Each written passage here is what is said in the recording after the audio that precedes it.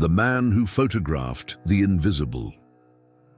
It all began with a broken camera, an old Polaroid SX-70 that Martin Caldwell found in a Chicago thrift store for a mere $15.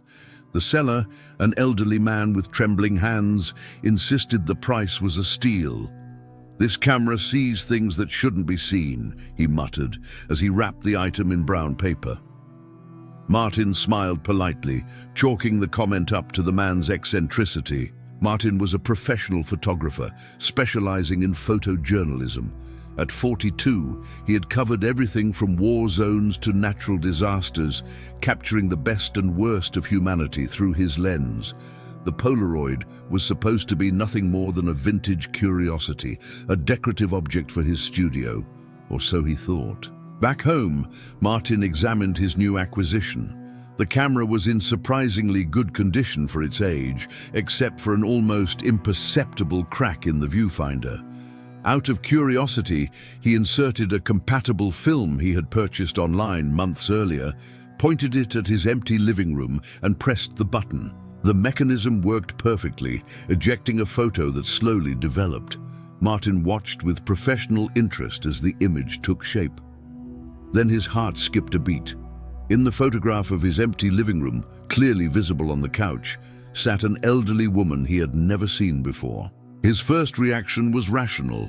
A defect in the film, an accidental double exposure. Maybe the film had been used before, but something about the clarity of the image, the way the light fell on the unknown figure, defied simple explanations. The woman was looking directly at the camera, as if she knew she was being photographed. Martin took another photo from the same angle. This time, the room appeared completely empty. A third attempt also revealed nothing unusual. Intrigued, he began photographing different rooms in his apartment. In the fifth photograph, he captured the image of a young man in a World War II military uniform, standing by the bedroom window, looking out. That night, Martin barely slept. As a photographer, he was intimately familiar with the limits and possibilities of photography. What he was seeing defied everything he knew about the physics of light and image. Part of him wanted to discard the camera immediately. Another part, the one that had always driven him to seek truth through his lens, was irresistibly curious. The next morning, Martin brought the Polaroid to his friend Eduardo Reyes, a physics professor at the University of Chicago and a photography enthusiast. Eduardo examined the camera and the photographs with scientific skepticism, searching for rational explanations. After hours of tests, including a partial disassembly of the camera, he was baffled. "The only unusual thing I found," Eduardo explained, "is this crystal in the optical system. It shouldn't be there, it's not part of the original design, and its composition, well, we'd need more detailed analysis, but it doesn't resemble any standard optical material I know." In the following days, Martin began experimenting systematically. He discovered that the camera didn't capture ghosts everywhere. Certain locations were more likely to reveal these invisible presences. A pattern began to emerge. Places with significant histories, especially those marked by emotionally intense events, produced the clearest images. Graceland Cemetery revealed dozens of figures from different eras, some clearly identifiable by their clothing as belonging to centuries past. The old Cook County Hospital showed corridors populated by long-deceased doctors, nurses, and patients. The Biograph Theatre, where the infamous criminal John Dillinger was killed in 1934, revealed the image of Dillinger himself, frozen in the moment of his death, a look of surprise on his face as he fell. Martin kept his discoveries secret, fearing ridicule or worse, that someone would confiscate the camera for study. He created a meticulous system.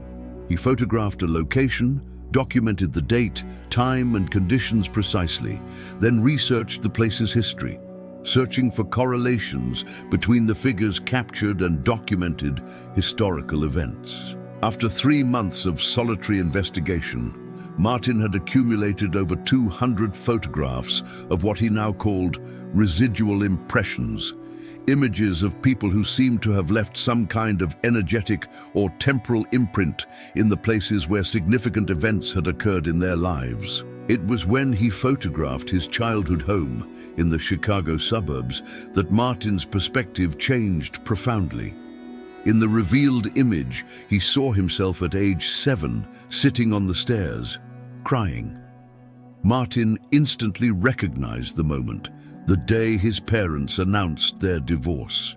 The emotional pain of that moment had apparently been so intense that it left an impression capturable by the strange camera.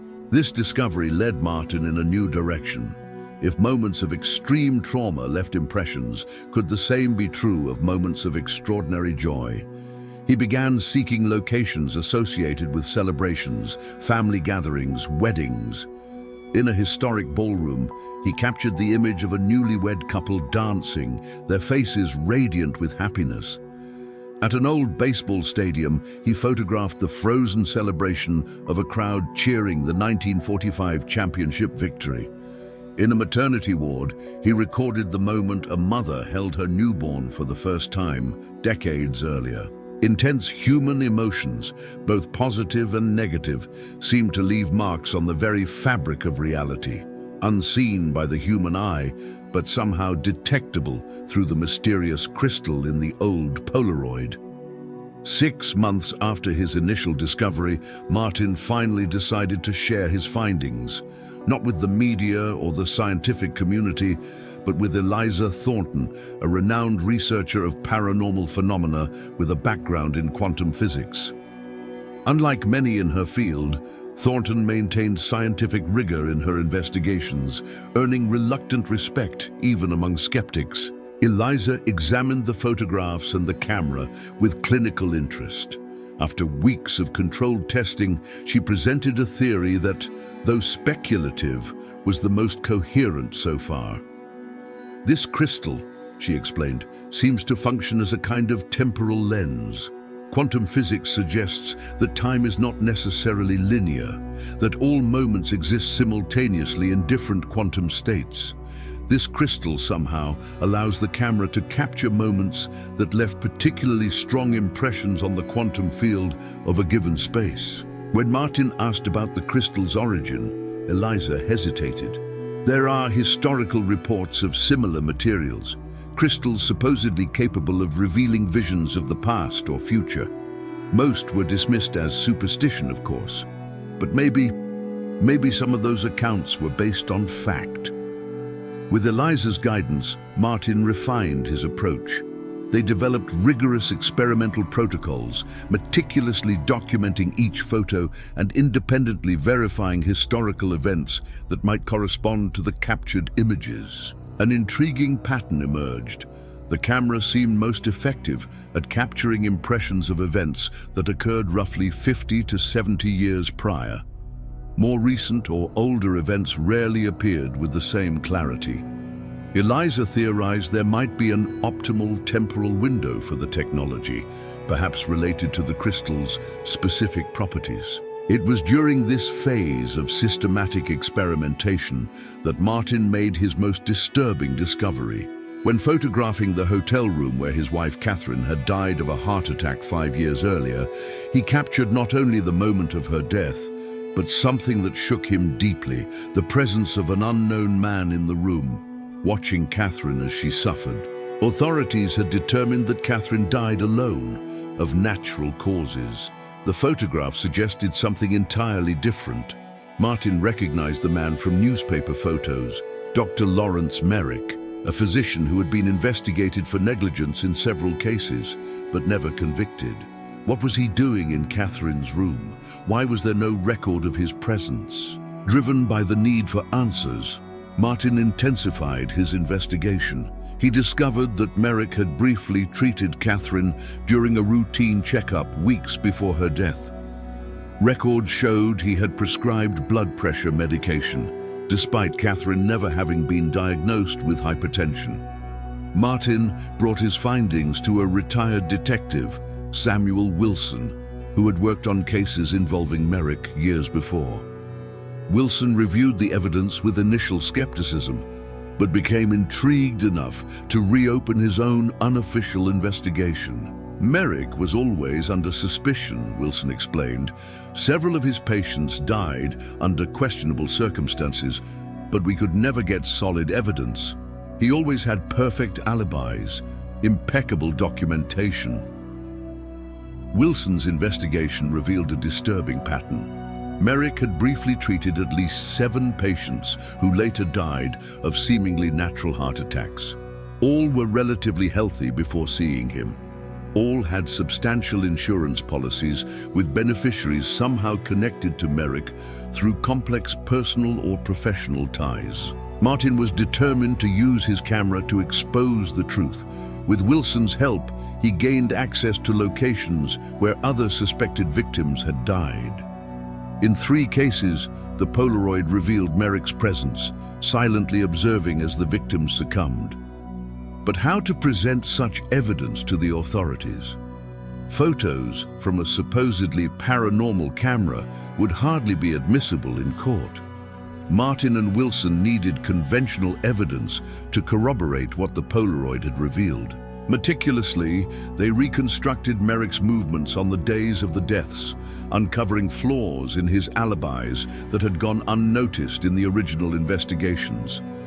They found pharmaceutical records showing suspicious prescription patterns. Most significantly, they identified a specific substance Merrick consistently prescribed, apparently harmless, but which, when combined with certain common foods, could induce symptoms identical to a natural heart attack. 9 months after finding the Polaroid, Martin submitted a complete dossier to the authorities. The ensuing official investigation led to the exhumation of several suspected victims, including Catherine. Advanced toxicology tests confirmed the presence of the lethal substance. Dr. Lawrence Merrick was arrested and eventually convicted of 7 murders. During his trial, he never knew that his downfall began with a broken camera that could photograph the invisible. Martin's story and his extraordinary camera eventually came to light, provoking the expected spectrum of reactions, from fascination and belief to ridicule and fierce skepticism. The mainstream scientific community largely rejected the claims, attributing the photographs to manipulation or elaborate coincidence. Eliza Thornton published an article detailing her experiments with the camera in a journal of paranormal studies, inviting other researchers to replicate her protocols. Some tried, with mixed results that only fueled further controversy. As for Martin, he continued his exploration, but with renewed purpose. He established what he called the Residual Impression Project, dedicated to using the camera to solve cold cases, disappearances, unexplained deaths, unresolved historical injustices. In partnership with historians, archaeologists, and investigators, Martin traveled across the country, photographing locations of historical or personal significance. On a Native American reservation in South Dakota, he captured images of an undocumented 1891 massacre, providing evidence that helped the tribe gain historical recognition and compensation. In a small Mississippi town, his photographs revealed the location of buried evidence from a 1964 lynching, leading to the long overdue conviction of the surviving perpetrators. 3 years after his initial discovery, Martin returned to the thrift store where it all began, hoping to find the elderly seller and share what he had learned.